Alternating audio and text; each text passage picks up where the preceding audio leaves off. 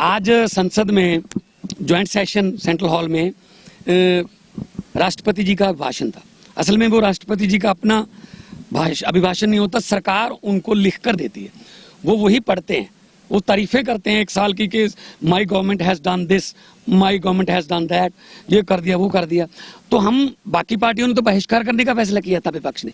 हमने सोचा बहिष्कार करने का क्या फायदा, हम उनकी आंखों के सामने, उनके कानों के सामने, उनके कानों के नजदीक जाकर हम किसानों के तीनों खेती कानून वापस लेने की मांग करेंगे और किसानों को जो आतंकवादी गद्दार बदनाम करने की इस आंदोलन को सरकारी एजेंसियों द्वारा जो कोशिश हो रही है उसका विरोध करेंगे। तो जब हम चारों सांसद, तीन हमारे संजय भाई के साथ राज्यसभा के, मैं लोकसभा से अंदर जाने लगे तो राज्यसभा के गेट पर कह रहे हैं जी आपका नाम नहीं है, सिर्फ 145 एमपीज को बुलाया हुआ अंदर।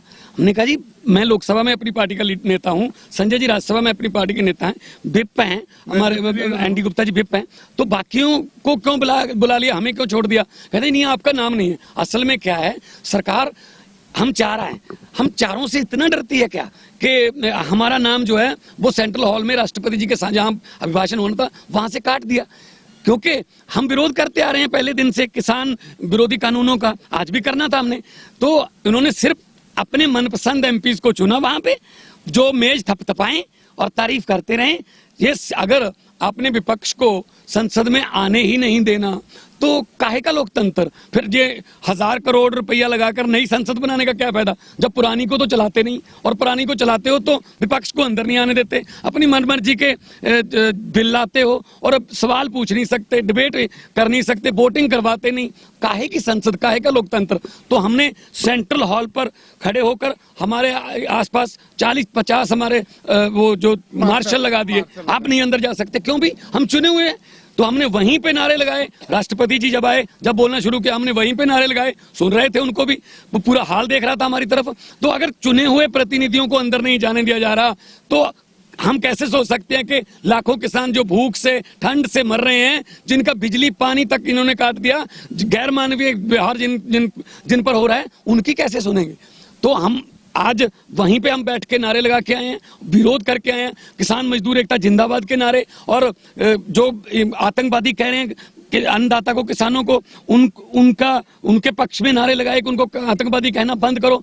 तो ये गूंगी बहरी अंधी सरकार की आंखें और कान खोलने के लिए जब भी मौका मिलेगा, आने वाले दिनों में लोकसभा चलेगी, हम तो एक ही बात कहेंगे भी देश के कानून, जो देश का जो अन्नदाता है वो कह रहा है कि कानून वापस ले लो, और आप कह रहे हो आपका फायदा है, वो कह रहे हैं मुझे फायदा नहीं चाहिए। तो कानून वापस लेने का नुकसान किसको है, चंद पूंजीपतियों को। तो हमने आज हमारे चारों सांसदों ने पूंजीपतियों के हाथों देश को बेचने का विरोध किया, किसान के पक्ष में नारे लगाए, और गैर मानवीय जो अपने एजेंसियों ने अपने आदमी भेजकर जो लाल किला पे उस दिन करवाया है, उसको सेंट्रल पॉइंट में लेके पूरे आंदोलन को बदनाम किया जा रहा है।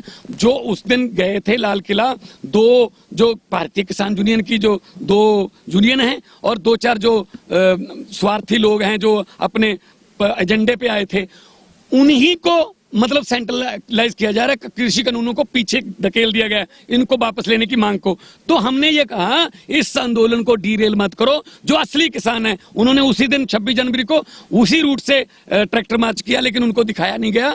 वो पहले से ही जो 26 जनवरी को लाल किला पे आए लोग, वो पहले से ही संयुक्त किसान मोर्चा से निकाले जा चुके हैं, उनका बहिष्कार चल रहा था। अब उनको किसान बोला जा रहा है, जो असली किसान है उनको आतंकवादी बोला जा रहा है। तो हमने विरोध किया। बहुत ही अफसोस और पीड़ा का विषय है कि देश के अन्नदाताओं को ये सरकार आतंकवादी कह रही है, देश के किसानों को ये सरकार गद्दार कह रही है, देश के किसानों को दोयम दर्जे का नागरिक समझ रही है।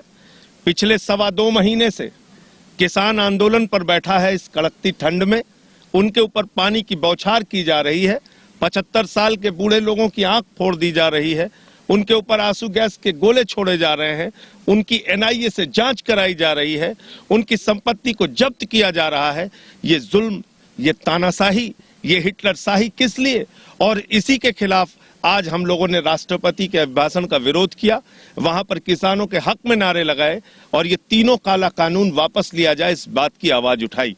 मैं पूछना चाहता हूं देश के प्रधानमंत्री जी से, आपकी क्या मजबूरी है? आप इन तीनों काले कानूनों को वापस नहीं लेना चाहते? आप किसानों के आंदोलन को बदनाम कर रहे हैं। आपने 4 पूंजीपतियों के हवाले इस देश की अस्मिता को गिरवी रख दिया है।